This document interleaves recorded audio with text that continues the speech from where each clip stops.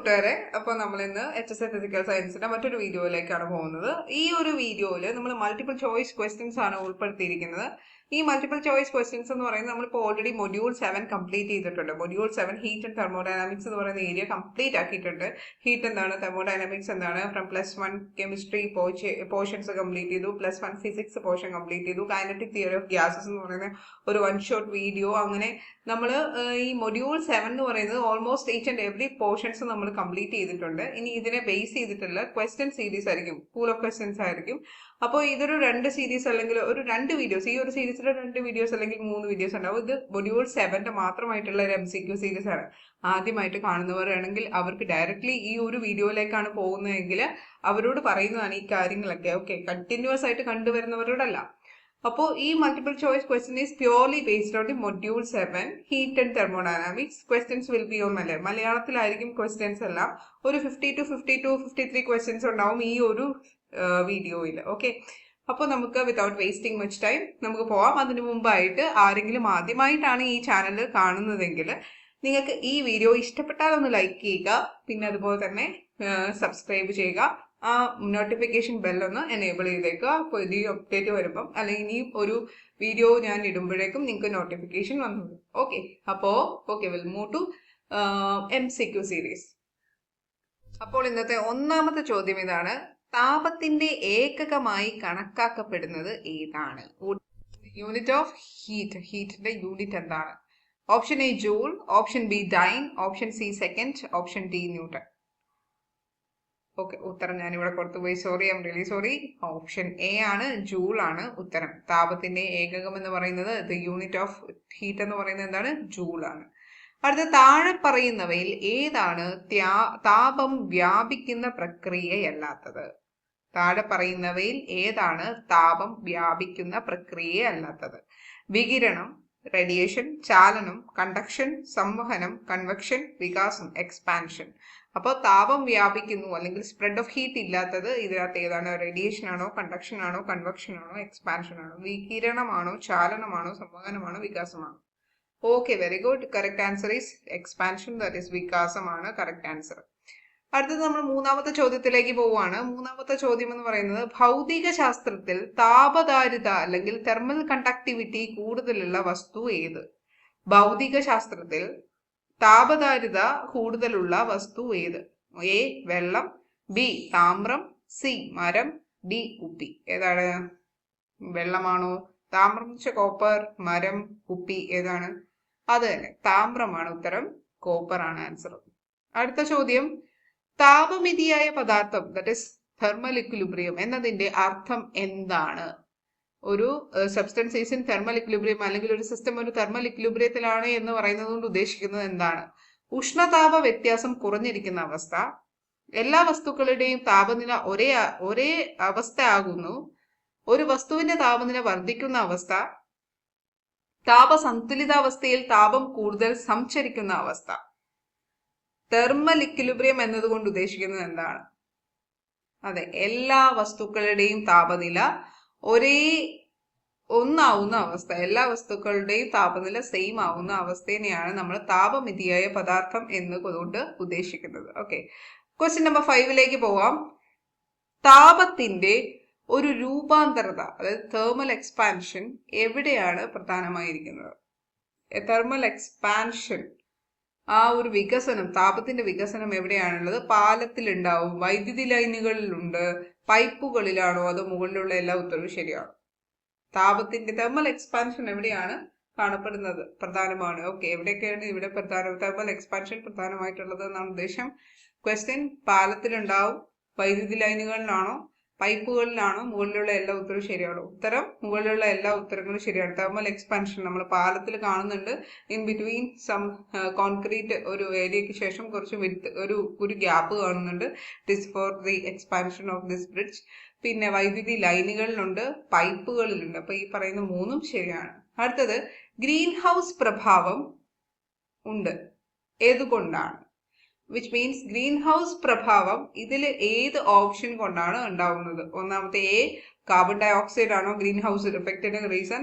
Oxygen ആണോ, nitrogen ആണോ, helium ആണോ എന്നാണ് ചോദ്യം കേട്ടോ. ഗ്രീൻ ഹൗസ് പ്രഭാവം ഇതിൽ താഴെ പറയുന്നവയിൽ ഏത് മൂലമാണ് ഉണ്ടാവുന്നത്?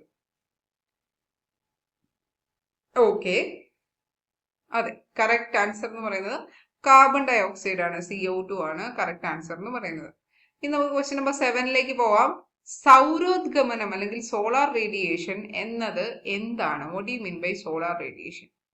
ചന്ദ്രനിൽ നിന്ന് വരുന്ന താപം, സൂര്യനിൽ നിന്ന് വരുന്ന താപം, ഭൂമിയിൽ നിന്നുള്ള താപം, ഗ്രീൻ ഹൗസ് വാതകങ്ങളിൽ നിന്നുള്ള താപം. സോളാർ റേഡിയേഷൻ, സൗരോദ്ഗമനം എന്താണ്? സൂര്യനിൽ നിന്ന് വരുന്ന താപമാണ് സോളാർ റേഡിയേഷൻ എന്ന് പറയുന്നത് അല്ലെ. Okay, question number 8. താഴെ പറയുന്നവയിൽ ഏത് വസ്തുവിനാണ് ഏറ്റവും കുറവ് താപചാലനം അല്ലെങ്കിൽ തെർമൽ കണ്ടക്ടിവിറ്റി ഏറ്റവും കുറവ്? ഈ പറയുന്നതിൽ ഏതിനാണ്? അലുമിനിയം, ഓപ്ഷൻ ബി ഇരുമ്പ്, option C plastic, option D താമ്രം. സിമ്പിൾ ക്വസ്റ്റ്യൻ ആണ് അല്ലെ. അലുമിനിയം, ഇരുമ്പ്, താമ്രം എല്ലാം മെറ്റൽസ് ആണ്. പ്ലാസ്റ്റിക് ആണ് മെറ്റൽ അല്ലാത്തത്. So low thermal conductivity is among plastic. അടുത്ത ക്വസ്റ്റ്യൻ നമ്പർ 9 ആണ്. താപനില അളക്കുന്നതിനായി ഉപയോഗിക്കുന്ന ഉപകരണം ഏതാണ്? താപനില അളക്കുന്നതിനായി ഉപയോഗിക്കുന്ന ഉപകരണം ഏതാ?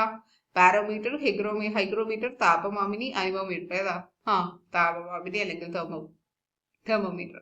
ബാരോമീറ്റർ പ്രഷർ ആണ്, ഹൈഗ്രോമീറ്റർ ഹ്യൂമിഡിറ്റി ആണ്, അനിമോമീറ്റർ എന്ന് പറയുന്നത് കാറ്റിന്റെ വേഗതയാണ് അല്ലെ.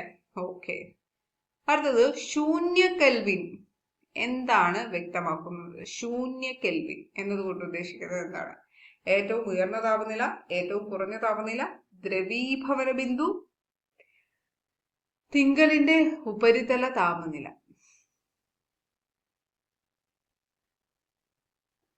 ഓക്കെ, ഏറ്റവും കുറഞ്ഞ താപനില അല്ലെങ്കിൽ അബ്സല്യൂട്ട് 0 എന്നാണ് ശൂന്യ കെൽവിൻ കൊണ്ട് ഉദ്ദേശിക്കുന്നത്. അടുത്ത ക്വസ്റ്റ്യൻ 11ാമത്തെ ചോദ്യമാണ്. വെള്ളത്തിന്റെ ഉരുകൽ ബിന്ദു, ദാറ്റ് ഈസ് മെൽറ്റിംഗ് പോയിന്റ് ആണ് കേട്ടോ, സെൽഷ്യസ് സ്കെയിലിൽ എത്രയാണ്?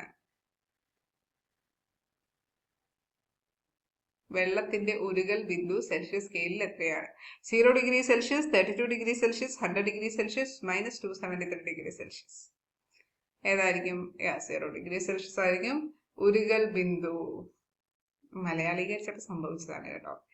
ഒരു ശരീരത്തിന്റെ 12ാമത്തെ ചോദ്യം. ഒരു ശരീരത്തിന്റെ താപനില കെൽവിനിൽ 300 കെൽവിൻ ആണെങ്കിൽ അതിന്റെ സെൽഷ്യസ് താപനില എത്രയാണ്? 273 degree Celsius, B 100 degree Celsius, C 27 degree Celsius, D -73 degree Celsius. അപ്പൊ നമുക്കറിയാം ഡിഗ്രി സെൽഷ്യസിനെ നമുക്ക് കെൽവിനിലേക്ക് കൺവേർട്ട് ചെയ്യാൻ വേണ്ടിയിട്ട് നമ്മൾ എന്ത് ചെയ്യണം? 273.15 കൊണ്ട് മൾട്ടിപ്ലൈ ചെയ്യണം. അപ്പൊ ഇവിടെ നമുക്ക് തന്നിരിക്കുന്ന 300 കെൽവിൻ ആണ്. അപ്പൊ 300 കെൽവിൻ മൈനസ് 273.15 ചെയ്ത് കഴിഞ്ഞാൽ നമുക്ക് എന്ത് കിട്ടും? കറക്റ്റ് ആൻസർ കിട്ടും. 300 മൈനസ് 273.15 എന്ന് പറയുമ്പോൾ നമ്മുടെ ഉത്തരം എന്ത് കിട്ടും? 15 വേണ്ട, 273 ചെയ്താൽ മതി. 15 നമുക്ക് അവോയ്ഡ് ചെയ്യാം. അപ്പൊ 300 നിന്ന് 273 പോയി കഴിഞ്ഞാൽ നമുക്ക് എത്ര കിട്ടും? 27 ഡിഗ്രി സെൽഷ്യസ് കിട്ടും. So answer will be C ആയിരിക്കും ആൻസർ. അടുത്ത ചോദ്യം. താഴെ പറയുന്നവയിൽ ഏതാണ് ദ്രാവകത്തിൽ നിന്നും വാതകത്തിലേക്കുള്ള അവസ്ഥ മാറ്റം? അത് ഫേസ് ട്രാൻസിഷനിൽ വരുന്നതാണ് കേട്ടോ, ഫേസ് ചേഞ്ചിൽ വരുന്നതാണ്. ഏതാണ് ദ്രാവകത്തിൽ നിന്നും ലിക്വിഡ് സ്റ്റേറ്റിൽ നിന്നും ഗേഷ്യസ് സ്റ്റേറ്റിലേക്കുള്ള മാറ്റം? ഉരുകൽ, ദ്രവീകരണം, ബാഷ്പീകരണം, ഘനീകരണം. ഏതായിരിക്കും? ബാഷ്പീകരണമായിരിക്കും, റൈറ്റ്. ഇവാപറേഷൻ ആയിരിക്കും കറക്റ്റ് ആൻസർ. അടുത്ത ക്വസ്റ്റ്യൻ നമ്പർ 14. വെള്ളം പെട്ടെന്ന് ഉരുകുന്നത് ഏത് പ്രതിഭാസം മൂലമാണ്? വെള്ളം പെട്ടെന്ന് ഉരുകുന്നത് ഏത് പ്രതിഭാസം മൂലമാണ്? ഉരുകലാണോ, ഉരുകലബ്ധിയാണോ, സബ്ലിമേഷൻ ആണോ, ഘനീകരണമാണോ? ഈ വെള്ളം പെട്ടെന്ന് ഉരുകുന്നതെന്ന് വെച്ച് കഴിഞ്ഞാൽ ഏതെങ്കിലും ഒരു എക്സ്റ്റേണൽ ഫോഴ്സിന്റെ പുറത്താണ് കേട്ടോ. ഏതെങ്കിലും ഒരു എക്സ്റ്റേണൽ ഫോഴ്സിന്റെ പുറത്ത് വെള്ളം പെട്ടെന്ന് ഉരുകുന്നത് ഏത് പ്രതിഭാസം മൂലമാണ്? ലാറ്റന്റ് ഹീറ്റ് ഓഫ് ഫ്യൂഷൻ ആണ്. ദാറ്റ് ഈസ് ഉരുകലബ്ധിയാണ് കേട്ടോ, ലാറ്റന്റ് ഹീറ്റ് ഓഫ് ഫ്യൂഷൻ. അടുത്തത്. ഒരു വസ്തു വ്യത്യസ്ത അവസ്ഥകളിൽ മാറുമ്പോൾ താഴെ പറയുന്നതിൽ ഏത് അളവാണ് സ്ഥിരമായി നിലനിൽക്കുക? അത് വ്യത്യസ്ത അളവുകളിലേക്ക് മാറുവാണ്. അപ്പൊ ആറ്റോമിക് നമ്പർ ആണോ സ്ഥിരം? മോളാർ ഭാരമാണോ സ്ഥിരം? താപനിലയാണോ സ്ഥിരം? ദ്രവ്യത്തിന്റെ ശുദ്ധിയാണോ സ്ഥിരം? ഒരു വസ്തു വ്യത്യസ്ത അവസ്ഥകളിലേക്ക് മാറുമ്പോൾ താഴെ പറയുന്നതിൽ ഏത് അളവാണ് സ്ഥിരമായി നിൽക്കുക? ടെമ്പറേച്ചർ ആയിരിക്കും സ്ഥിരമായിട്ട് നിൽക്കുക കേട്ടോ. അടുത്തത് താഴെ പറയുന്നവയിൽ ഏത് ഉദാഹരണം സബ്ലിമേഷനെ സൂചിപ്പിക്കുന്നു? വെള്ളം മഞ്ഞായി മാറ്റപ്പെടുന്നു. സബ്ലിമേഷൻ ആണോ? അല്ല. നാഫ്തലിൻ ഗോലികൾ നേരിട്ട് വായുവിൽ കലരുന്നു. ഓക്കെ, അതാണ് നാഫ്തലിൻ ഗോലികൾ നേരിട്ട് വായുവിൽ കലരുന്നതാണ് സബ്ലിമേഷൻ. സബ്ലിമേഷൻ എന്ന് പറഞ്ഞു കഴിഞ്ഞാൽ solid directly changes to gaseous state. Solid ഫേസിൽ നിന്ന് ഗേഷ്യസ് ഫേസിലേക്ക് ഡയറക്റ്റ് മാറുന്നതിനെ പറയുന്ന പേരാണ് സബ്ലിമേഷൻ. അടുത്തത് സാദർശവാതകം അല്ലെങ്കിൽ ആദർശവാതക സമീകരണത്തിന്റെ സമവാക്യം എന്താണ് അല്ലെങ്കിൽ ഏതാണ്? PV = nRT എന്ന് പറയുന്നതാണ് ആദർശവാതകത്തിന്റെ സമവാക്യം. അടുത്ത ഒരേ താപനിലയിലും മർദ്ദത്തിലും സമാന വോളിയം ഉള്ള വ്യത്യസ്ത വാതകങ്ങൾ എന്ത് തുല്യമായി അടങ്ങിയിരിക്കും? സെയിം ടെമ്പറേച്ചറിലും പ്രഷറിലും സമാന വോളിയം ഉള്ള വ്യത്യസ്ത വാതകങ്ങൾ. അപ്പൊ അതിന്റെ വോളിയവും സെയിം ആണ്. അങ്ങനെയാണെങ്കിൽ പക്ഷെ ഡിഫറെന്റ് ഗ്യാസസ് ആണ്. എന്തായിരിക്കും തുല്യമായിരിക്കുക? തന്നെ നമ്പർ ഓഫ് മോൾസ് തുല്യമായിരിക്കും അല്ലെ? മോളുകളുടെ എണ്ണം തുല്യമായിരിക്കും. അടുത്തത് താപക്ഷമത അല്ലെങ്കിൽ ഹീറ്റ് കപ്പാസിറ്റിനെ നമുക്ക് എങ്ങനെ നിർവചിക്കാം? ഒരു വസ്തുവിന്റെ പിണ്ഡം ഗുണിച്ചുള്ള അതിന്റെ താപം ആണോ? അല്ല. ഒരു വസ്തുവിന്റെ താപനില 1 ഡിഗ്രി സെൽഷ്യസ് വർദ്ധിപ്പിക്കാൻ ആവശ്യമായ താപോർജ്ജം. ഹീറ്റ് കപ്പാസിറ്റി എന്താണെന്നാണ് ചോദ്യം. സോ ഒരു വസ്തുവിന് താപനില 1 ഡിഗ്രി സെൽഷ്യസ് വർദ്ധിപ്പിക്കാൻ ആവശ്യമായ താപോർജ്ജത്തിന് പറയുന്ന പേരാണ് ഹീറ്റ് കപ്പാസിറ്റി അല്ലെങ്കിൽ താപക്ഷമത. ഇനി പ്രത്യേക താപക്ഷമത അല്ലെങ്കിൽ സ്പെസിഫിക് ഹീറ്റ് കപ്പാസിറ്റി എന്താണ്? താപനില മാറ്റത്തിനൊപ്പം വസ്തുവിന്റെ ആകൃതി മാറ്റപ്പെടും. ഓരോ ഗ്രാമിന് താപനില 1 ഡിഗ്രി സെൽഷ്യസ് വർദ്ധിപ്പിക്കാൻ ആവശ്യമായ താപോർജ്ജത്തിന് പറയുന്ന പേരാണ് പ്രത്യേക താപക്ഷമത അല്ലെങ്കിൽ സ്പെസിഫിക് ഹീറ്റ് കപ്പാസിറ്റി എന്ന് പറയുന്നത്. അടുത്തത് 21ാമത്തെ ചോദ്യത്തിലേക്കാണ് പോകുന്നത്. ചുവടെ നൽകിയിരിക്കുന്നവയിൽ ഏത് ഘടകം പ്രത്യേക താപക്ഷമതയെ ബാധിക്കുന്നില്ല? ഇതിൽ ഏത് ഘടകമാണ് പ്രത്യേക താപം അല്ലെങ്കിൽ സ്പെസിഫിക് ഹീറ്റ് കപ്പാസിറ്റിനെ ബാധിക്കാത്തത്? ഏത് ഘടകം എന്നാണ് ചോദിച്ചിരിക്കുന്നത്. സ്പെസിഫിക് ഹീറ്റ് കപ്പാസിറ്റിനെ ബാധിക്കാത്തത് ഏതാണ്?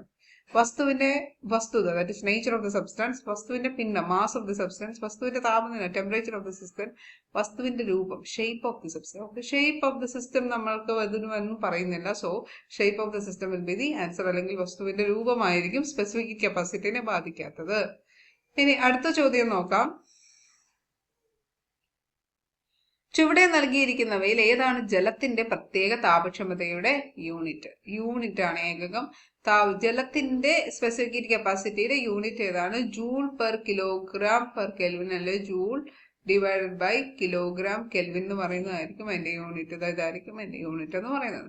ഓക്കെ, അടുത്ത ചുവടെ നൽകിയിരിക്കുന്നവയിൽ ഏതാണ് താപക്ഷമതയുടെ ഒരു പ്രയോഗം?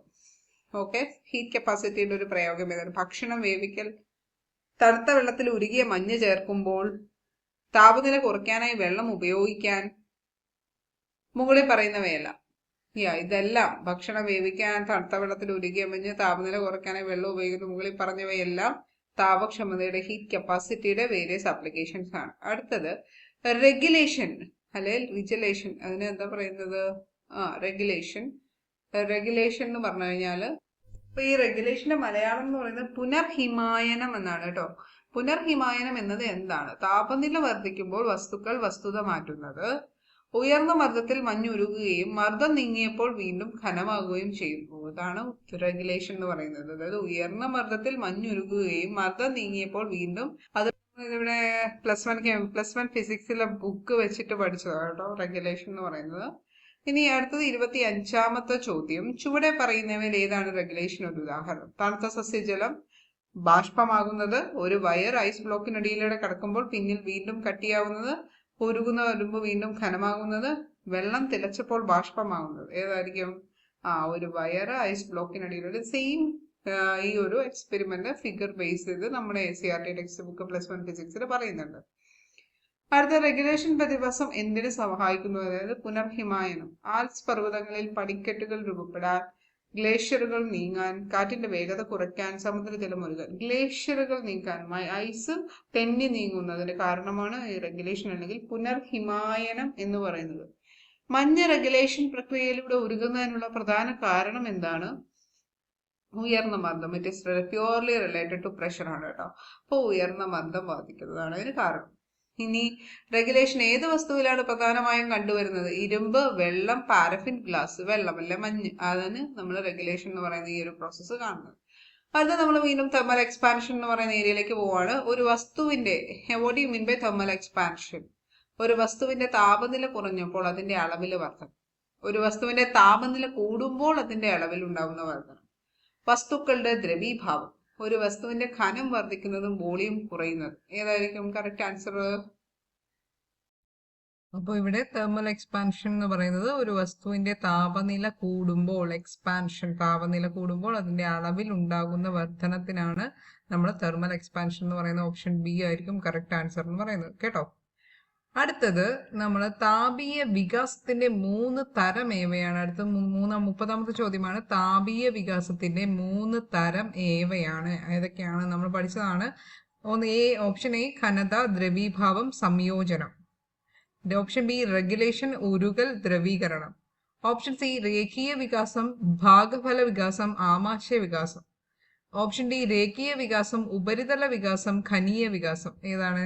അത് തന്നെ കറക്റ്റ് ഓപ്ഷൻ. ഒരു ഓപ്ഷനേ ഉള്ളൂ correct. That is D. That is രേഖീയ വികാസം, ലീനിയർ എക്സ്പാൻഷൻ. ഉപരിതല വികാസം, സർഫസ് എക്സ്പാൻഷൻ. അല്ലെങ്കിൽ ഖനീയ വികസനം മീൻസ് വോളിയം എക്സ്പാൻഷൻ അല്ലെ. ഓക്കെ. അടുത്തത് ചൂടാക്കുമ്പോൾ 31ാമത്തെ ചോദ്യത്തിലേക്കാണ് നമ്മൾ പോകുന്നത്. ചൂടാക്കുമ്പോൾ സാധാരണയായി ഏത് അവസ്ഥയിലുള്ള വസ്തുക്കൾ കൂടുതൽ താപീയ വികാസം കാണിക്കും? ചൂടാക്കുമ്പോൾ ഏത് വസ്തുക്കളാണ് കൂടുതലായിട്ട് താപീയ വികാസം കാണിക്കുന്നത് എന്നാണ്. ദ്രാവകമാണോ, വാതകമാണോ, ഘനം ആണോ, ഇരുമ്പ് മാത്രമേ താപീയ വികാസം കാണിക്കൂ എന്നുള്ളതാണ് ഓപ്ഷൻ ഇത്രയും പറഞ്ഞിരിക്കുന്നത്. അപ്പൊ ചൂടാക്കുമ്പോൾ സാധാരണ ഏത് അവസ്ഥയിലുള്ള വസ്തുക്കളാണ് കൂടുതൽ കാണിക്കുന്നത്? വാതകങ്ങളാണ് കാണിക്കുന്നത്. വാതകങ്ങൾക്കാണ് ഏറ്റവും കൂടുതൽ താപീയ വികാസം, തെർമൽ എക്സ്പാൻഷൻ ഉണ്ടാവുന്നത്. വാതകത്തിനാണ്, മറന്നുപോകരുത്, വാതകത്തിനാണ് ഏറ്റവും കൂടുതൽ തെർമൽ എക്സ്പാൻഷൻ ഉണ്ടാവുന്നത്. 32ാമത്തെ ചോദ്യം. താപീയ വികാസം എവിടെയാണ് പ്രായോഗികമായി ഉപയോഗിക്കുന്നത്? താപീയ വികാസം, തെർമൽ എക്സ്പാൻഷന്റെ ആപ്ലിക്കേഷൻ എവിടെയാണെന്നാണ്. ഓപ്ഷൻ എ റെയിൽവേ ട്രാക്കുകളിൽ ഇടവേളകൾ നൽകിയിരിക്കുന്നു. ഓപ്ഷൻ ബി ഗ്ലാസിന്റെ വോളിയം കുറയുന്നു. ഓപ്ഷൻ സി വെള്ളം അണഞ്ഞു മഞ്ഞാകുന്നു. ഓപ്ഷൻ ഡി ചൂട് കൊടുത്താൽ ബാഷ്പം ഉണ്ടാവുന്നു. ഇതിലേതാണ് കറക്റ്റ്? ഓക്കെ, ഇവിടെ കറക്റ്റ് ആൻസർ വരുന്നത് റെയിൽവേ ട്രാക്കുകളിൽ ഇടവേളകൾ നൽകിയിരിക്കുന്നത് തെർമൽ എക്സ്പാൻഷന്റെ ആപ്ലിക്കേഷൻ ആണ്. താപീയ വികാസത്തിന്റെ ആപ്ലിക്കേഷൻ ആണ് റെയിൽവേ ട്രാക്കുകളിൽ ഇടവേളകൾ നൽകിയിരിക്കുന്നു എന്നുള്ളത്. അടുത്ത 33ാമത്തെ ചോദ്യത്തിലേക്കാണ് പോകുന്നത്. താപനില വർദ്ധിക്കുമ്പോൾ ഒരു ലോഹ ഷീറ്റിന്റെ ഉപരിതല വിസ്തൃതി എത്രത്തോളം മാറും? അപ്പൊ താപനില, ടെമ്പറേച്ചർ ഇൻക്രീസസ്, ഒരു ലോഹ ഷീറ്റിന്റെ ഉപരിതല വിസ്തൃതി, അതായത് സർഫസ് എക്സ്പാൻഷൻ എന്തുമാത്രം, അല്ലെ ഏരിയ എക്സ്പാൻഷൻ എന്തുമാത്രം ഉണ്ടാവും എന്നാണ്.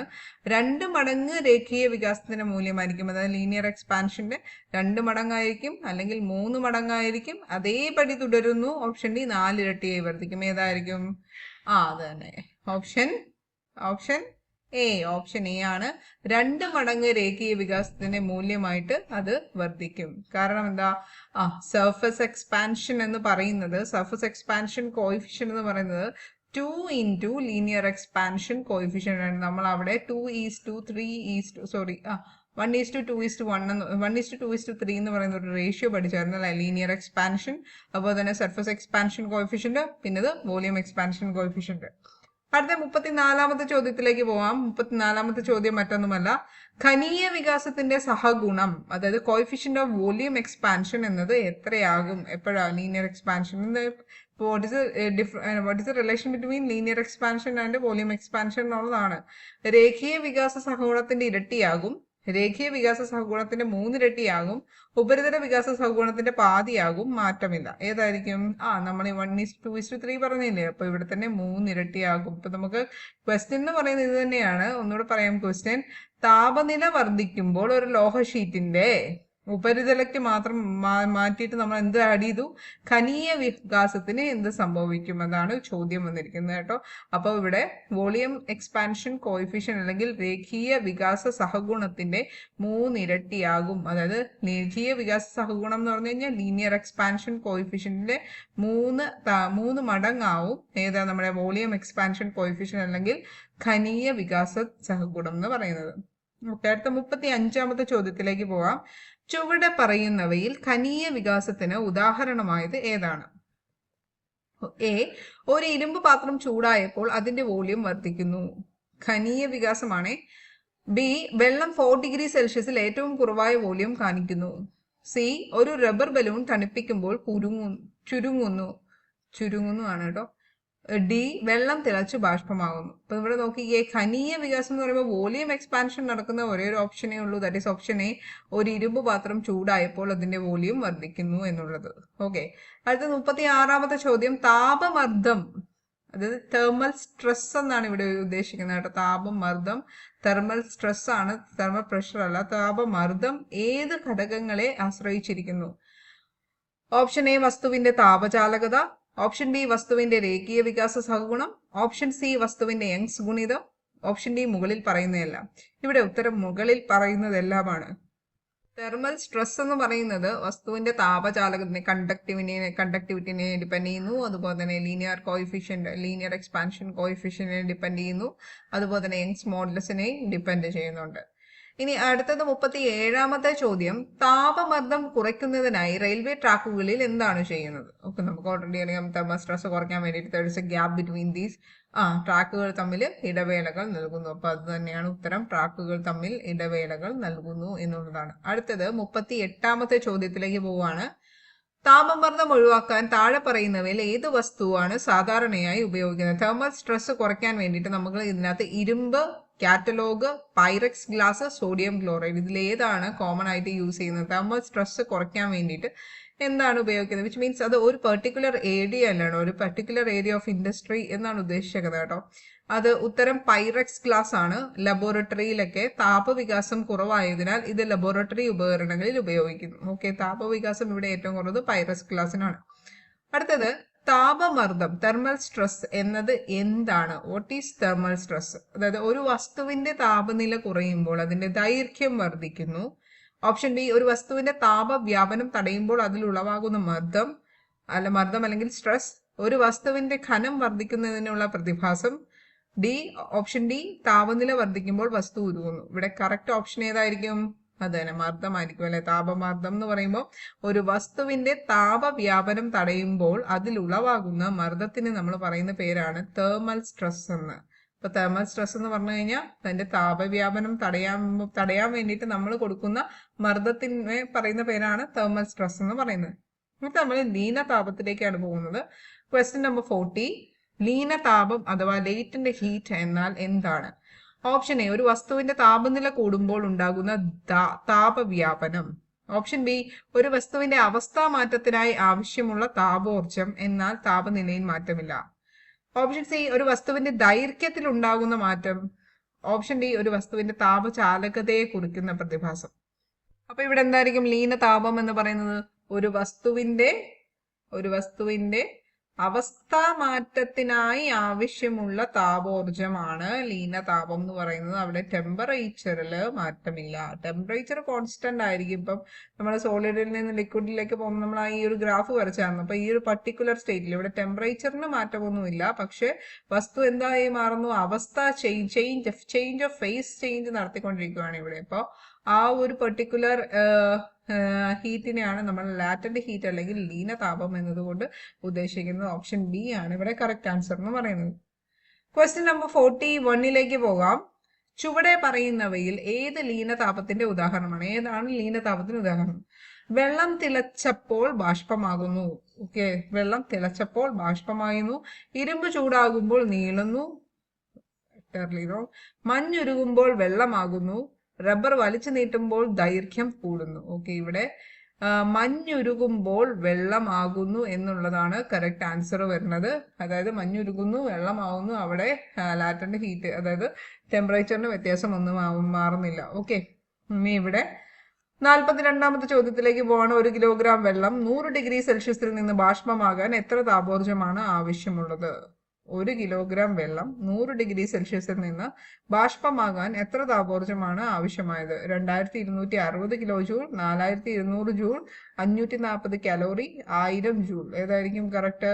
2260 കിലോ ജൂൾ എന്നുള്ളതായിരിക്കും correct. Latent heat of vaporisation of water എന്ന് പറയുന്നത് 2260 കിലോ ജൂൾ പെർ കിലോഗ്രാം ആയിരിക്കും എന്ന് പറയുന്നത് കേട്ടോ. അപ്പൊ 1 കിലോഗ്രാമിനായതുകൊണ്ട് നമ്മളിവിടെ പ്രത്യേകം കിലോഗ്രാം എന്ന് ഇക്വേഷനിൽ കൊടുക്കാൻ 1 കിലോ ജൂൾ പെർ കിലോഗ്രാം ആണ്. അടുത്ത ലീനതാപത്തിന്റെ പ്രായോഗിക പ്രയോഗം എന്താണ്? അതാണ് ആപ്ലിക്കേഷൻ. ലാറ്റന്റ് ഹീറ്റിന്റെ ആപ്ലിക്കേഷൻ എവിടെയാണ്? പ്രഷർ കുക്കറിലെ പാചകം, തണുത്ത പാഡ് ഉപയോഗിച്ച് പനി കുറയ്ക്കൽ, പൈറോലിസിസ്, പ്രകാശചാലകത. ലീനതാപത്തിന്റെ തണുത്ത പാട് ഉപയോഗിച്ച് പനി കുറയ്ക്കുന്നതായിരിക്കും ലാറ്റന്റ് ഹീറ്റ് അല്ലെങ്കിൽ ലീനതാപത്തിന്റെ ആപ്ലിക്കേഷൻ എന്ന് പറയുന്നത്, പ്രായോഗിക പ്രയോഗം എന്ന് പറയുന്നത്. അവിടെ എന്താ സംഭവിക്കുന്നത്? നമ്മുടെ ശരീരത്തിലെ ചൂട് കുറയ്ക്കുകയാണ് ചെയ്യുന്നത്. ഓക്കെ, ഇനി അടുത്തത് ഉപയോഗിച്ച് പനി കുറയ്ക്കൽ, latent heat absorption helps in cooling the body. അപ്പം അബ്സോർപ്ഷൻ എന്താവും? കൂളിംഗ് ദ ബോഡി തടുക്കാൻ കാരണമാവും. അടുത്ത ക്വസ്റ്റ്യൻ നമ്പർ 44ലേക്ക് പോവാണ്. ചുവടെ പറയുന്നവയിൽ ഏതാണ് താപമാറ്റത്തിന്റെ ഹീറ്റ് ട്രാൻസ്ഫറിന്റെ പ്രധാന തരം ഏതാണ്? വികിരണം, ചാലനം, സംവഹനം, മുകളിൽ പറയുന്നവയെല്ലാം. അപ്പോൾ ഹീറ്റ് ട്രാൻസ്ഫർ ആണ് ഇത് മൂന്നും ഇമ്പോർട്ടൻ്റ് ആണ് അല്ലെ? ഇത് മൂന്നും, വികിരണവും ചാലനവും സംവഹനവും കറക്റ്റ് ആണ്. വിച്ച് മീൻസ് മുകളിൽ പറയുന്നവയെല്ലാം ഇതിന്റെ കറക്റ്റ് ഉത്തരങ്ങളാണ്. അടുത്ത ചാലനം മുഖേന താപം കൂടുതൽ പ്രക്ഷേപണം ചെയ്യുന്നത് ഏത് വസ്തുക്കളിലാണ്? കണ്ടക്ഷൻ ഏറ്റവും കൂടുതൽ എവിടെയാണ് കാണിക്കുന്നത്? ലോഹങ്ങളിലാണ്. കണ്ടക്ഷൻ ഏറ്റവും കൂടുതൽ കാണിക്കുന്നത് ലോഹങ്ങൾ. അടുത്തത് 46ാമത്തെ ചോദ്യത്തിലേക്ക് പോവാണ്. ചുവടെ പറയുന്നവയിൽ സംവഹനം പ്രധാനമായും ഏത് മാധ്യമത്തിൽ സംഭവിക്കുന്നു? ഓപ്ഷൻ എ ഘനവസ്തുക്കൾ, ഓപ്ഷൻ ബി ദ്രാവകങ്ങൾ അഥവാ വാതകങ്ങൾ, ഓപ്ഷൻ സി ലോഹങ്ങൾ, ഓപ്ഷൻ ഡി പ്ലാസ്റ്റിക് വസ്തുക്കൾ. ഇവിടെ സംവഹനം ഏറ്റവും പ്രധാനമായി നടക്കുന്നത് ഏതിലാണ്? ദ്രാവകങ്ങളിലും വാതകങ്ങളിലും ഒരുപോലെ സംവഹനം സംഭവിക്കുന്നു. Convection occurs mainly in fluids, liquids as well as gases. ഫ്ലൂയിഡ്സിൽ ഉണ്ടാവുന്ന മൂവ്മെന്റ് ആണ്, ഹീറ്റ് ട്രാൻസ്ഫറിനെയാണ് നമ്മൾ കൺവെക്ഷൻ എന്ന് പറയുന്നത്. Question number 47. സൂര്യനിൽ നിന്നുള്ള താപം ഭൂമിയിലെത്തുന്നത് ഏത് രീതിയിലൂടെയാണ്? നമുക്കറിയാം സോളാർ റേഡിയേഷൻ അല്ലേ? അപ്പൊ ഇവിടെ ഏതായിരിക്കും കറക്റ്റ് ആൻസർ? ചാലനം, സംവഹനം, വികിരണം, താപചാലകത. ഏതാ? വികിരണമാണ് radiation. Radiation does not require a medium. ഒരു മാധ്യമത്തിന്റെ ആവശ്യമില്ലാതെ ഹീറ്റ് ട്രാൻസ്ഫർ നടക്കുന്ന ഒരു ടൈപ്പ് ഓഫ് ഹീറ്റ് ട്രാൻസ്ഫർ ആണ് റേഡിയേഷൻ എന്ന് പറയുന്നത്. അടുത്ത ക്വസ്റ്റ്യൻ നമ്പർ 48. രാത്രിയിൽ ഉണ്ടാകുന്ന കാറ്റിനെ എന്താണ് വിളിക്കുന്നത്? രാത്രിയിൽ ഉണ്ടാവുന്ന കാറ്റ്. അപ്പം രാത്രി എന്താ സംഭവിക്കുന്നത്? കര വേഗത തടുക്കുന്നു, കടല് പതുക്കെ തടുക്കുന്നു അല്ലെ? അപ്പോ എന്തായിരിക്കും സംഭവിക്കുന്നത്? കരക്കാറ്റായിരിക്കും സംഭവിക്കുന്നത്. ദാറ്റ് മീൻസ് ലാൻഡ് ബ്രീസ് ആയിരിക്കും സംഭവിക്കുന്നത്. Okay, at night land cools faster than water causing wind to blow from land to sea. ആരാണ് ആദ്യം നടക്കുന്നത്? അങ്ങേരായിരിക്കും അങ്ങോട്ട് ട്രാൻസ്ഫർ ചെയ്യുന്നത് അല്ലെ? ക്വസ്റ്റ്യൻ നമ്പർ 49 നോക്കിക്കേ. ബ്ലാക്ക് ബോഡി ഏറ്റവും കൂടുതൽ വികിരണം ചെയ്യുന്ന തരംഗ ദൈർഘ്യം, അതായത് ബ്ലാക്ക് ബോഡിയുമായിട്ട് റിലേറ്റ് ചെയ്ത തരംഗ ദൈർഘ്യം, വേവ് ലെങ്തുമായിട്ട് റിലേറ്റ് ചെയ്തിട്ടുള്ള ബ്ലാക്ക് ബോഡിയുടെ നിയമം ഏതാണെന്നാ ചോദിച്ചത്. ദാറ്റ് ഈസ് വീൻ നിയമമാണോ, ബോയിൽ നിയമമാണോ, ന്യൂട്ടന്റെ താപ പരിവർത്തന നിയമമാണോ, അതോ ബെർണോലി നിയമമാണോ? ഇവിടെ നമ്മൾ പഠിച്ചിട്ടുള്ളത് 2 നിയമങ്ങളാണ്. ഇതിനകത്ത് 3 നിയമങ്ങൾ പഠിച്ചിട്ടുണ്ട്. വീൻ പഠിച്ചിട്ടുണ്ട്, ബോയിൽസ് ലോ പഠിച്ചിട്ടുണ്ട്, ന്യൂട്ടൺസ് ലോ ഓഫ് കൂളിംഗ് പഠിച്ചിട്ടുണ്ട് നമ്മുടെ ഈ മൊഡ്യൂൾ 7. അതിൽ ബോയിൽസ് ലോ പറയുന്നത് P is directly proportional to 1/v. Pressure കൂടുമ്പോൾ വോളിയം കുറയുന്നു എന്നാണ്. ന്യൂട്ടൺസ് ലോ ഓഫ് ഇത് പറയുന്നത് dq/dt is directly proportional to T2/T2E1 എന്നുള്ളതാണ്. ചേഞ്ച് ഇൻ ടെമ്പറേച്ചർ എന്നാണ് പറയുന്നത്. അപ്പോൾ ഇവിടെ ഏതായിരിക്കും? വീൻ നിയമമായിരിക്കും നമ്മുടെ ബ്ലാക്ക് ബോഡി തരംഗ ദൈർഘ്യം റിലേറ്റഡ് ടു വേവ് ലെങ്ത് എന്ന് പറയുന്നത്. അടുത്തത് വീൻ നിയമം. ഓക്കെ, വരും. ന്യൂട്ടന്റെ താപ പരിവർത്തന നിയമം അടുത്ത് വന്നു. ന്യൂട്ടന്റെ താപ പരിവർത്തന നിയമം എന്തിനെ സംബന്ധിച്ചിരിക്കുന്നു? ഒരു വസ്തുവിന്റെ താപം എങ്ങനെ ചാലന മുഖേന കൈമാറുന്നു? ഒരു വസ്തുവിന്റെ താപനില പരിസ്ഥിതിയുമായി എങ്ങനെ മാറുന്നു? ഒരു വസ്തുവിന്റെ ചാലനം കുറയുന്നതിനെ കുറിച്ച്. ഓപ്ഷൻ ഡി വാതകങ്ങളുടെ വിസ്താരം കുറിച്ചുള്ള നിയമം. ഏതായിരിക്കും? സറൗണ്ടിങ്ങുമായിട്ടുള്ള കണക്ഷൻ ആണ് അല്ലെ? താപപരിവർത്തനമായിരിക്കും അല്ലെ? ന്യൂട്ടൺസ് ലോ ഓഫ് കൂളിംഗ് എന്ന് പറയുന്നത്. ഇവിടെ സറൗണ്ടിങ് ഉണ്ട്. അപ്പൊ ഇവിടെ സറൗണ്ടിങ് എന്ന് പറയുന്ന വേർഡ് ഇവിടെയാണുള്ളത്. പരിസ്ഥിതിയുമായി ബന്ധപ്പെട്ട് എങ്ങനെ മാറുന്നു. അപ്പൊ അതിനാണ് ഓപ്ഷൻ ബി ആയിരിക്കും കറക്റ്റ്. ഒരു വസ്തുവിന്റെ താപനില പരിസ്ഥിതിയുമായി എങ്ങനെ മാറുന്നു എന്നാണ് നമ്മുടെ ന്യൂട്ടന്റെ താപപരിവർത്തന നിയമം സംബന്ധിച്ചിരിക്കുന്നത്. ഓക്കെ, റിലേറ്റ് ചെയ്തിരിക്കുന്നത്. ഇനി അടുത്തതായിട്ട് ചുവടെ പറയുന്നവയിൽ ഏതാണ് ന്യൂട്ടന്റെ താപപരിവർത്തന നിയമനത്തിന്റെ പ്രായോഗിക പ്രയോഗം? എവിടെയാണ് നമ്മുടെ application level? Newton's law of cooling. Green house ഫലം, തണുത്ത ചായ അല്പസമയം കഴിഞ്ഞാൽ കൂടുതൽ തണുക്കുന്നത്, ഒരു വാതകത്തിന്റെ ദ്രവ്യം വർദ്ധിപ്പിക്കൽ, വൈദ്യുത ചാലകത. അതെ, കൂളിംഗ് ആണല്ലേ. തണുത്ത ചായ അല്പസമയം കഴിഞ്ഞാൽ കൂടുതൽ തണുക്കും, അതായത് സറൗണ്ടിങ്ങുമായിട്ട് വീണ്ടും ഹീറ്റ് ട്രാൻസ്ഫർ നടക്കും. അതായത് തണുത്ത ചായ അല്പസമയം കഴിഞ്ഞാൽ കൂടുതൽ തണുക്കുന്നത് ന്യൂട്ടൺസ് ലോ ഓഫ് കൂളിംഗുമായിട്ട് ഡയറക്ട്ലി റിലേറ്റഡ് ആയിരിക്കും. Question number 52. താപഗതിക വിജ്ഞാനത്തിന്റെ, അതായത് തെർമോഡൈനാമിക്സ് എന്നാണ് കേട്ടോ, 2ാം നിയമം, സെക്കൻഡ് ലോ ഓഫ് തെർമോഡൈനാമിക്സ് അനുസരിച്ച് പ്രകൃത്യാ സംഭവങ്ങൾ ഏതിന് വഴങ്ങുന്നു? അപ്പോൾ താപഗതിക വിജ്ഞാനത്തിന്റെ രണ്ടാം നിയമം എന്തിനാണ് സൂചിപ്പിക്കുന്നത് എന്നുള്ളതാണ്. ഏത് ദിശയിലും അങ്ങനെ സംഭവിക്കുന്ന സംഭവങ്ങളൊക്കെ ഏത് ഡയറക്ഷനിലും ക്രമീകരണത്തിന്റെയും ക്രമസാന്ദ്രതയുടെയും ദിശയിലേക്കാണ്, കുറഞ്ഞ എൻട്രോപ്പിയുള്ള അവസ്ഥയിലേക്കാണ് എൻട്രോപ്പി കൂടുന്നത്. അതുപോലെ തന്നെ ഒരു ചോദ്യവും കൂടി ഉണ്ട്. 52ാമത്തെ ചോദ്യം ഇതാണ്. അതുപോലെ തന്നെ 53ാമത്തെ ചോദ്യം എന്ന് പറയുന്നത് ഗിബ്സ് സ്വതന്ത്ര ഊർജം എങ്ങനെ കണക്കാക്കാം എന്നുള്ളതാണ്. ഓപ്ഷൻസ് ഇതാണ്. കറക്റ്റ് ഓപ്ഷൻസ് ഞാൻ കൊടുത്തിട്ടുണ്ട്, പക്ഷെ നമ്മളത് എക്സ്പ്ലെയിൻ ചെയ്യുന്നില്ല. നിങ്ങൾ ഒന്നും കൂടി എൻ്റെ കമൻറ്റ് ബോക്സിൽ രേഖപ്പെടുത്താൻ ശ്രമിക്കുക. അപ്പോൾ ഓക്കെ, തീർച്ചയായും ഈ ഒരു വീഡിയോ ഇഷ്ടപ്പെട്ടെങ്കിൽ ലൈക്ക് ചെയ്യുക. മറ്റൊരു വീഡിയോയ്ക്കായിട്ട് വീഡിയോയിൽ നമ്മൾ വീണ്ടും കാണുന്നതായിരിക്കും. Stay tuned. ബൈ.